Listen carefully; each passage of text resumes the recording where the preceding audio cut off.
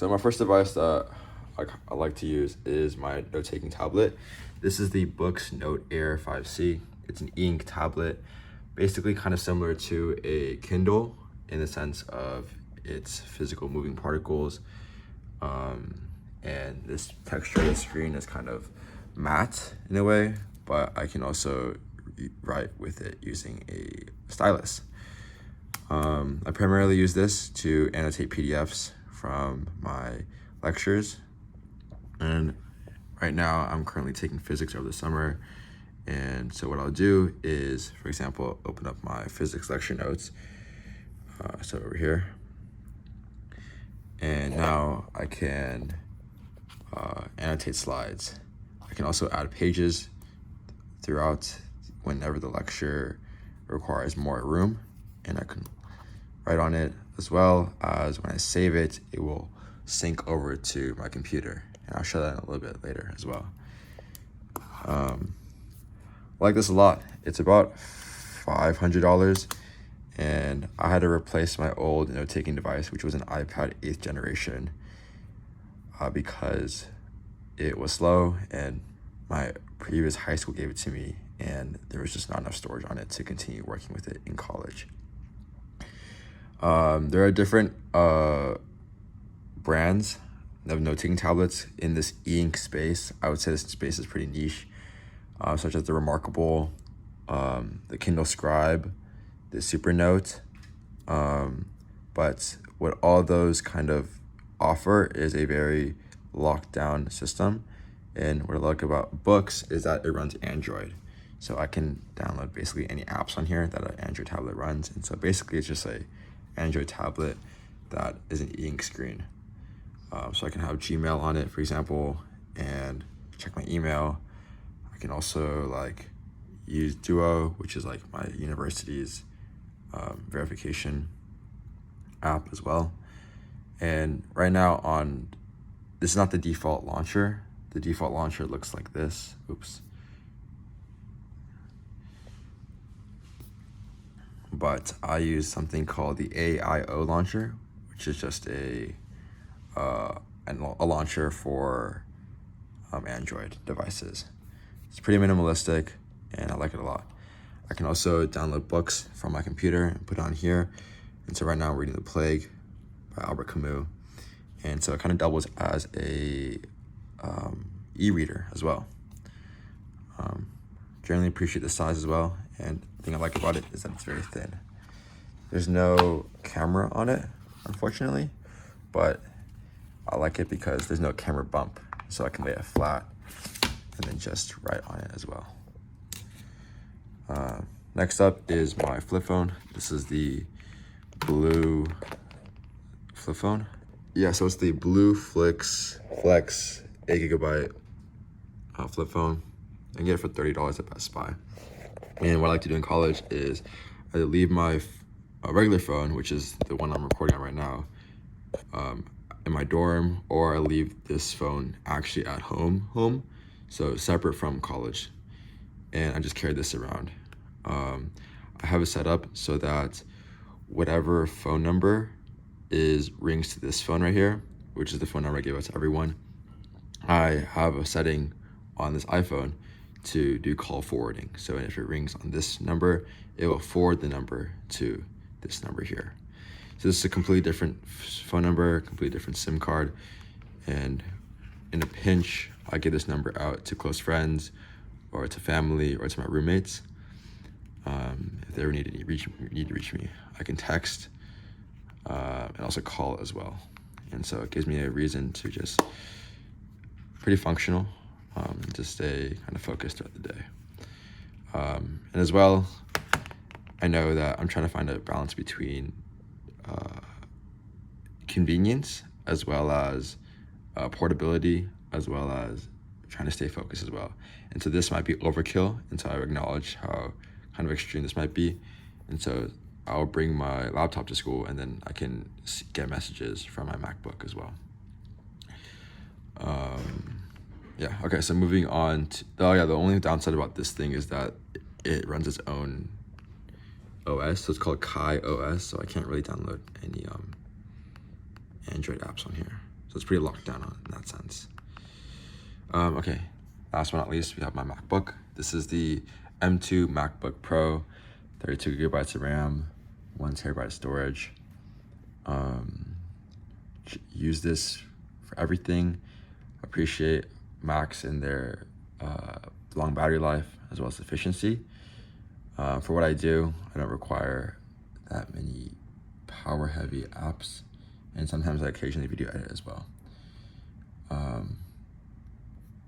What I like to use a lot is Anki on here, and I can do a separate video on my Anki workflow, but generally during my classes, so this past semester I took BIS 220, which is self, biology, and physiology.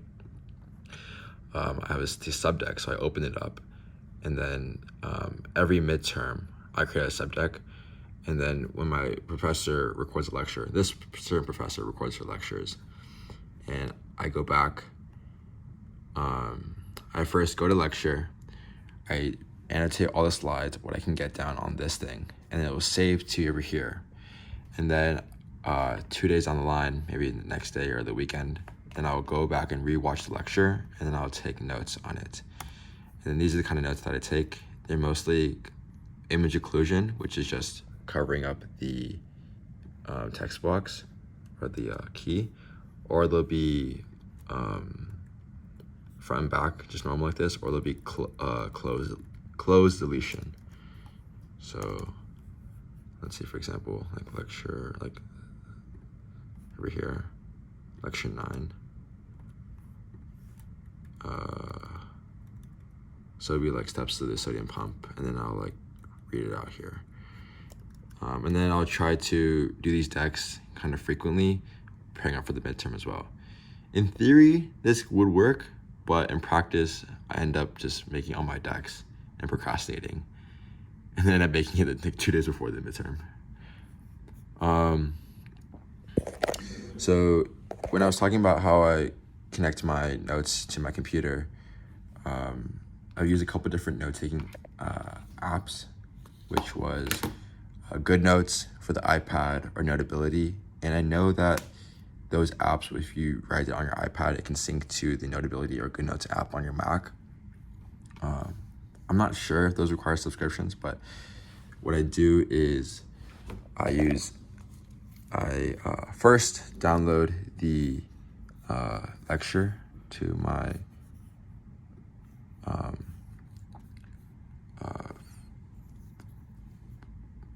computer, and I use something called syncthing, which is like a file transfer application. So it will make a end-to-end file like connection between my computer and my tablet, and it's different than a cloud because, let's say for example, Google Drive or iCloud, you go from computer to cloud, and then you download from the cloud to the tablet. But with this, I can basically have my own cloud. So each computer and tablet will have a replica. And each time the PDF is updated, whether by annotations or dropping it or deleting it, it will automatically sync between it. So I can show a quick scenario right here. I'm just gonna go straight to my, I'm just gonna download a lecture slide.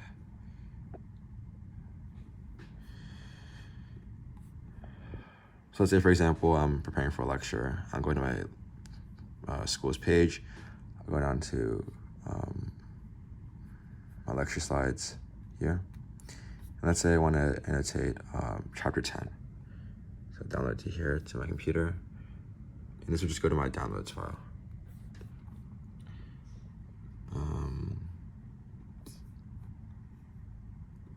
And then I have a separate folder for physics, and I'll drag this chapter 10 thing, or let's say, yeah, I'll drag chapter 10 into my physics folder. And I have this folder set up to syncthing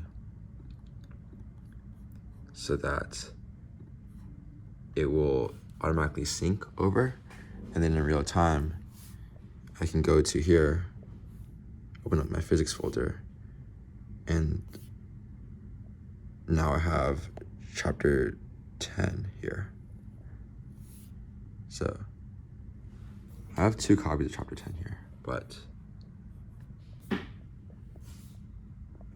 yeah, so there's one here, one chapter 10 here, and then one chapter 10 there. So it's synced automatically. And then I can go here, this chapter 10, open it up, for example. I can write on it. So, hello. And then I can go here, I can save it, sync. So save it, I can exit out of here. I can go back to my laptop here. I can open up. And it should sync over. There you go.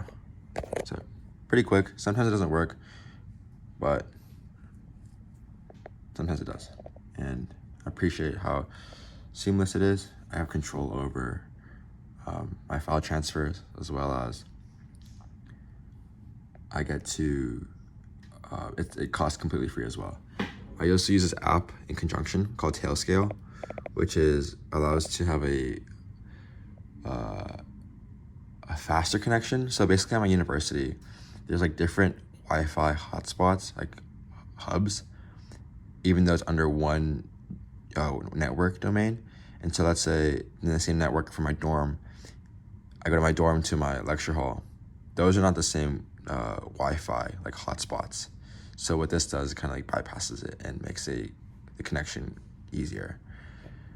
Before, I used to have like a separate computer to like act as a cloud, and I'll keep it in my dorm, like a Chromebook. But lately I didn't have to do that with Tailscale. And so I downloaded it both on my Mac and my tablet.